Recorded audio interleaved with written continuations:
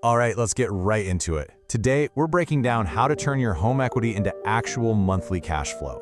This is a special wealth strategy explainer, and it's brought to you by the team at Real Estate Rank IQ. So let's start with a number, $299,000. What is that?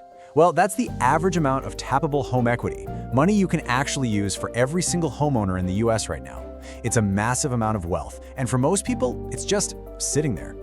And here's the problem. Home prices have shot up nearly 50% since 2020, and honestly, most people are just overwhelmed. You're getting hit with endless headlines, conflicting advice from so-called experts, and it's left millions of people completely stuck, paralyzed, unable to do anything with this record-high equity. To break through that paralysis, you gotta shift your mindset. Think about this classic quote from Warren Buffett. Now, yeah, he's talking about saving money, but the principle is exactly the same for your equity. You can't just treat it like a passive leftover. It's time to put that capital to work intentionally, just like you would with your savings. So the big question is, how do we actually do that? Well, we're about to cut through all the noise. We're going to uncover your home's hidden wealth by laying out two very clear, very different, and totally actionable paths you can take. You really have a choice to make, a fork in the road. On one side, you can be the patient builder, focusing on creating that steady, long-term, reliable cash flow. On the other side, you can be the disciplined flipper, who's all about generating fast, active capital gains. Let's dig into what each of these really means. Okay, let's talk about path number one, the patient builder. Now this approach, this is for people who are looking for real, sustainable financial freedom. This is not a get-rich-quick gamble. It's about methodically building wealth that lasts. And the strategy at the heart of this path is something we call the slow BRRR. Now, you've probably heard of the classic BRRR method, right? But that often means taking on risky, high-interest, short-term loans. In today's market, that speed can seriously backfire. The slow BRRR, though, it's the smarter, safer way to play the game right now. So how does it work? It's a simple 5-step loop. First, you buy a property that's already making some money, even if it's just a little. Then you just hold it, you wait, and only when a tenant leaves on their own terms do you go in and renovate. That boosts the value, boosts the rent, and allows you to refinance on your schedule, pull your capital back out, and then you just repeat the process. No ticking clock, no risky debt. So what kind of property are we looking for here? The sweet spot is small multifamily buildings. Think duplexes, triplexes. Ideally, built in the 1980s or later, just to avoid those really big, nasty repair surprises. But here's the absolute key. You have to buy below your local median price, and you need to negotiate a deal that's at least 5% under what similar properties are selling for.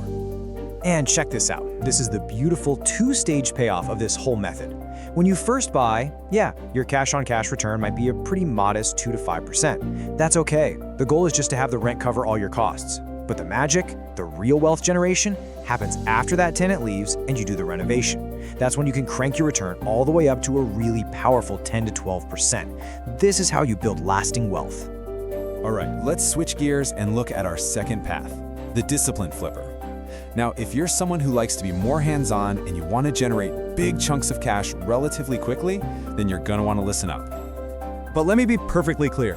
This is not the kind of house flipping you see on TV. This is all about discipline. It's not about guessing. It's not about getting lucky in a hot market. Your profit is locked in from day one because you live and you die by a very strict mathematical formula. And here's that formula in action. We call it the maximum allowable offer, or MAO. You start at the end with the after repair value. That's what the house will sell for once you're done. So, say 300 grand. Then you just work backward. You subtract every single cost, the renovation, holding costs, closing costs, realtor commissions, and, this is the most important part, your own target profit. And what you're left with is your number, $172,000. That is your maximum allowable offer. It is the absolute highest price you can pay for that property and still guarantee your profit. If the seller won't take it, you walk away. No emotion. That's how discipline pays off. Now, for this to work, you've got to be in the right market. The sweet spot tends to be cities where the median home price is somewhere between $350,000 and $450,000. But honestly, here is the most critical rule of all. You always have to have a plan B. You have to be sure that if the market suddenly freezes up, you can rent that property out and still make positive cash flow. That's your safety net. Don't ever flip without one. Okay, So we've got two very different but very powerful strategies on the table. Now for the most important part, how do you choose which path is for you? So, which one fits you? Well, it really just depends on your goals. Are you focused on that long-term steady cash flow, or are you chasing those big one-time capital gains? The builder is going to target small multifamily, while the flipper looks for single-family homes. A win for the builder is that 10 to 12% return year after year. For the flipper, it's a solid $30,000 to $50,000 profit per deal. And it really comes down to your key skill. Are you better at patience and management, or are you a master of negotiation and discipline? And you know, here's the absolute truth about real estate investing that nobody talks about on TV. Success has nothing to do with luck. It's not about hitting some kind of jackpot. It's about choosing one of these systems, mastering it, and then just repeating it with unwavering discipline, over and over again. All right, now that you know both paths, let's turn all this information into action. I'm going to give you your first concrete steps to get you moving from just thinking about it to actually generating cash flow. So what does this actually look like in the real world? This is what's possible. Let's say you take just $100,000 of your home equity, you use that as a down payment on a small multifamily property. That one move can generate an extra $500 to $1,000, sometimes even more, in net cash flow every single month. That's life-changing. So here's your checklist to get started. It's that simple. Number 1, find out how much equity you have. Number 2, pick your path. Are you a builder or a flipper? 3, figure out your goal and run the numbers backward.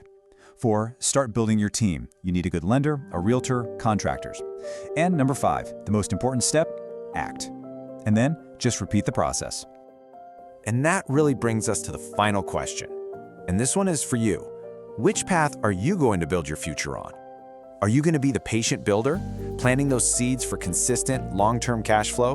Or are you the disciplined flipper, ready to chase those bigger profits with a strict, formulaic approach? You know, the only right answer is the one that fits your goals and your personality. For more expert, no-fluff real estate strategies just like this, make sure you're following Real Estate Rank IQ. It is time to stop letting your equity sleep and start turning it into real opportunity.